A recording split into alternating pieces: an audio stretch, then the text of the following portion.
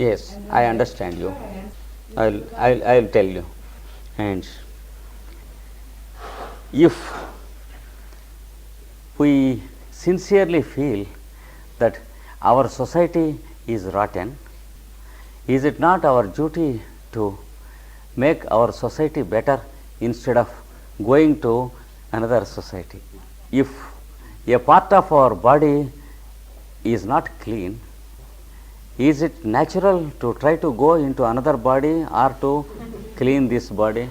Because the essential human values are the same in every society. All the goodness of human nature is as much there in Occident as it is in the Orient. But it is only just covered by the unnecessarily intricacies and conventionalities of the social level. Because we bind ourselves with unnecessarily limitations. So instead of trying to run somewhere for betterment, we can at best imitate a society which is more free and make ourselves better. That is very easy, and it is only to remove some of the complexes and conventionalities. Nothing more than that is required to make the Occidental society better, because the human nature in the Orient is the same as the human nature in the Occident. If it is worse in the Occident, we made it worse. It is not worse. So we can make it better because it is quite natural. And for some time, one can go to a place like India to know and learn things. But to make an immigration from one society into another for betterment is not a healthy idea. You will be surprised to know that the Indians are in a great hurry to immigrate into the Occidental society because from a distance they are not able to understand your sufferings. They are mistaken that you are more happy, and now they are ready to imitate the Occident in everything. So there may be a time in the near future when the Occidental society makes itself better and better until it is very happy, whereas the Oriental society, in trying to imitate the present Occident, may go into all the evils that the Occident is suffering from at present. It is quite probable that tomorrow the Orientals may have to imitate the Occidentals to borrow the same thing again. So it is better to stand where we are and see that we are better, because the human mind is essentially creative and it can create happiness wherever it is, just as it has created unhappiness. It is equally easy. Yes, there are two aspects which give us two alternatives. One is a strong individuality and a point of view which makes us like or dislike our partner in business or job. And if we cannot change this aspect, and if we cannot practice adaptability, the second alternative is to cut the environment and go away to a better environment which suits our temperament. And then with the new job which suits our nature, we are expected to practice adaptability, and after some time there will be no possibility of any such situation at all. So the two aspects should be separately understood. One is our capacity to adapt to environment. The second thing is our independence to cut off from the work which we do not like and go to the type of work which we like. If we can take the second step, we should be prepared to train ourselves for the first step. Then automatically you will be successful.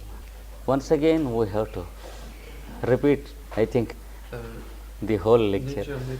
When we see nature, I don't believe in that sentence at all. No, you can repeat the phrase, I will tell you. No, I never believe in it. That is, that is directly against my fundamental belief. I very strongly believe that nature makes us understand that life is enjoyable. If we observe the plants and the birds and the animals, and we observe the functions that are taking place in nature, it always proves that life is a pleasure. That is my confirmed belief. It is only the human being who is making life a bit problematic by having some convictions and some strong conventions. The human being has to rectify himself by observing nature. That is what I explained. Yes, that's it. That is what I explained. When we lead life in an unnatural way, we have many difficulties and sorrows in life, which teach us that we are on the wrong side by the pain we create to ourselves. That is what I say, what I mean. Yes. Thank you. Art, they are derivative functions from these aspects. What we call art and culture and law and humanities, they are applied functions which man can develop based on these facts.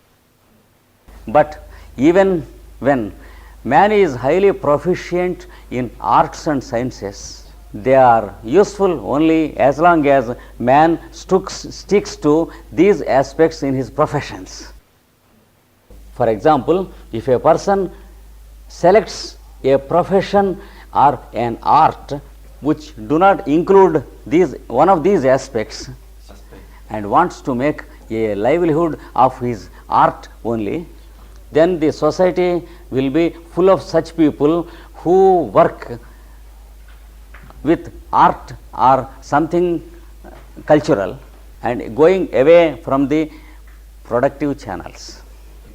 Then there will be a great progress in arts and sciences and technology. At the same time, the society goes into difficulties.